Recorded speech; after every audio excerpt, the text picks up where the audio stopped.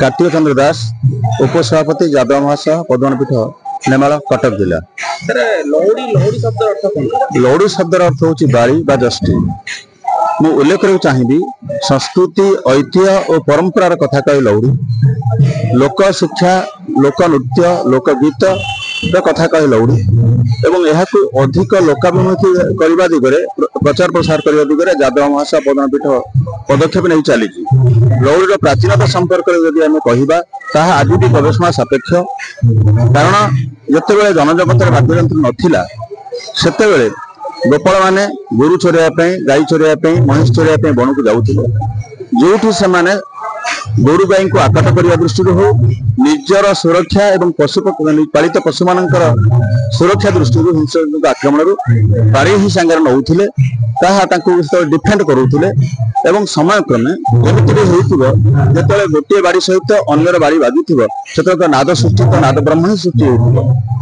बाड़ीटा अन्य कौन जगह बाजिला पर एक शब्द सृष्टि हो जो से किसी छंदर अनुमान भी करेंगे से वन जंगल जो बुलूले से झरणार कुलिक नाद हो पक्षीर कूजन हो गाईर हंबाड़ी हो से ही किसी छंद शिक्षा से करें नृत्य ढंगी को आनी थे आम उल्लेख करने चाहिए जे द्वापर जुगर ही लौड़ीर सृष्टि बोली केतक मत व्यक्त करती। भगवान श्रीकृष्ण सहित गोप बालक मैंने जिते गोरु चोरिया जाती से सौभाग्य थिला जे श्रीकृष्ण को से अंग सजई दौले अंगर धूली जड़ी दौले शिर मयूर चंद्रिका गुंजुले सहित लीलाखेला करुले परवर्ती पर्यायर से जो नौला बाड़ी ताकू ही परस्पर बाड़ी को बाड़ेला ही होता तो लौड़ीर प्राचीनता ये अधिक बोली उल्लेख करने चाहिए जनजगत बाध्यता नाला से ही लौड़ीर सृष्टि ये लौड़ीटा हूँ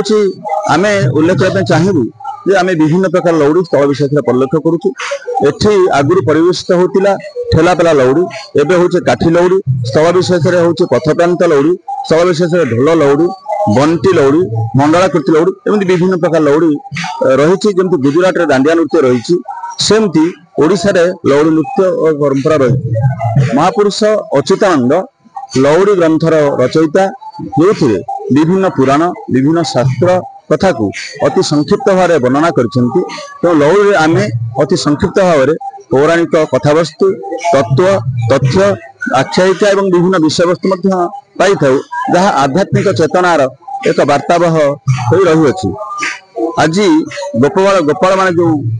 लौड़ी गान कर गोटे भावना ही स्फुरित होची आस आसरे भाई खेल खेलने आनंदे राधाकृष्ण का नाम को गाई हाथे लौड़ी धरी कृष्ण नाम को स्मरी ए भव सागर आम जीवारे तरी बसंत पंचमी ठार आरंभ करी फाल्गुन पूर्णिमा कहीं तार परवर्ती मसे एपरिक अधिक काल पर्यंत ये लौड़ी लगी रहे। आम उल्लेख करना चाहिए आज आम पद्मनाभपीठ नेमाल कटक जो महापुरुष श्री श्री अच्युतानंद साधना सिद्धि एवं निर्विकल्प समाधिपीठ रही प्रति समग्र गोपाल जाति आकर्षण रही गुरुपीठ बोले मानती एठी जो होउची आमे आज 21 वर्ष पदार्पण करूँ प्राय 6 ରୁ 7ଟି जिलार कटक केन्द्रापड़ा जगतसिंहपुर जाजपुर खोर्धा एपरिक ढेंकानाल प्रभृति प्राय 7ଟି जिलूर प्रतिवर्ष 60 ରୁ ऊर्ध्व लौड़ी दल एठी आसी लौड़ी परिवेशन करती। विशेषत्व हूँ जो मैंने आसती जिते दूर आसतु ना कहीं निजस्व व्यय से आसती एवं निजस्व खर्च बहन करती एठी आमे जो व्यवस्था करते गुरुपीठ भाव में लौड़ी उत्सव को किसी अर्घ्य दान करती सम्मान सहित विभिन्न स्थान जो लौड़ी दल मैंने आसती से नाचिबा शैली गाइबा शैली भिन्न भिन्न प्रकार तेणु एठी आमे जो आशा नहीं 30 वर्ष तले लौड़ी जो उत्सव करूँ ए उद्बुद्ध हो आम आज परिलक्ष्य करुँ बहु संख्यार युवक जहाँ को आम पथभ्रांत हबार कथा कहे समाज कहे ये बहु संख्यार युवक बहु संख्यार किशोर बहु संख्यार किशोरी युवती सामिल होती विभिन्न स्थान में से आकर्षणीय होमानकर वेशभूषा संपर्क में महापुरुष अच्युतानंद कहते द्वादश वेश संपर्क में प्रथम वेश आम पैर कठौ द्वितीय वेश आम सिंहाजे बजाऊ तृतीय वेश आम कटिरे काछती आग पछ लंबी थाए धनावाला गोटी ठार आरंभ कर